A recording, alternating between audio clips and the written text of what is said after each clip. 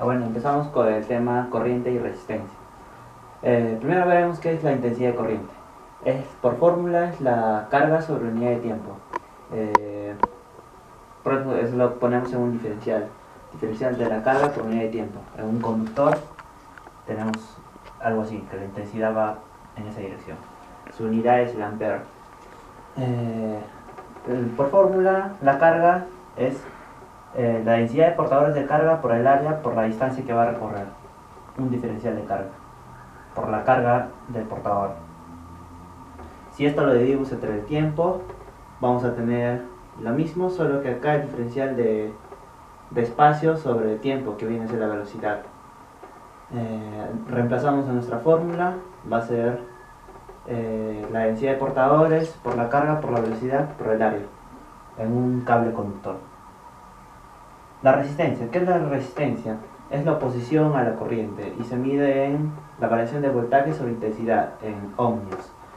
La resistencia también tiene una fórmula de densidad por longitud sobre área, en un cable que sabemos su longitud y su área, la densidad del material del cable.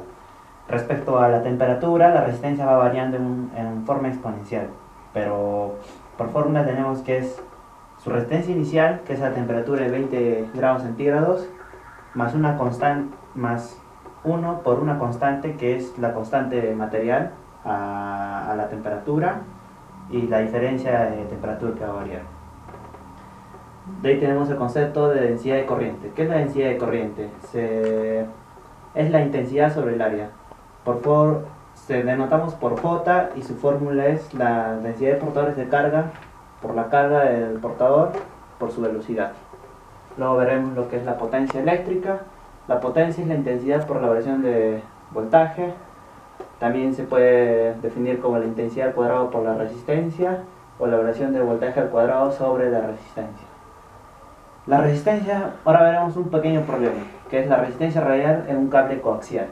Tenemos un cable que es hueco por el centro, pero tiene un espesor y una determinada longitud, y nos pide hallar su resistencia.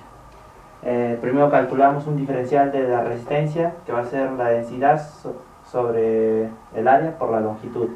La longitud tomamos como un diferencial de R, que va a ser esos radios del centro hasta el borde. No sabemos.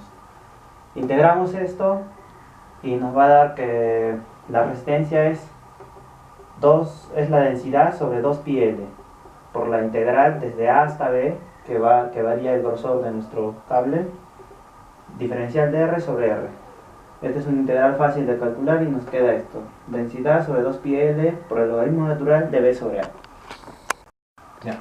Ahora procederemos a hacer un problema de corriente de resistencia, el cual nos dice demuestre esta expresión a la que vamos a llegar después, y luego también nos dan datos para reemplazar justamente esa ecuación y comprobar las resistencias. Primero tenemos como dato que la resistencia inicial, la resistencia inicial siempre va a ser de resistividad del alambre por longitud sobre el área, y la resistividad, de acá podemos sacar también que la resistividad final es igual a la resistividad inicial por 1 más alfa variación de temperatura. Esta fórmula viene de la dilatación de materiales cuando están sometidos a temperaturas, a una variación de temperatura más que todo, una temperatura inicial y una temperatura final, donde el alambre se dilata y también el área del alambre se dilata. Ya, basándonos con esto podemos poner que la resistencia final del alambre va a ser igual a la resistividad final del alambre por la longitud final del alambre entre el área final del alambre. La resistividad final del alambre sería resistividad inicial por 1 más alfa variación de temperatura. Luego la longitud final sería igual acá, longitud inicial por 1 más alfa variación de temperatura, y el área final sería área inicial por 1 más 2 alfa variación de temperatura.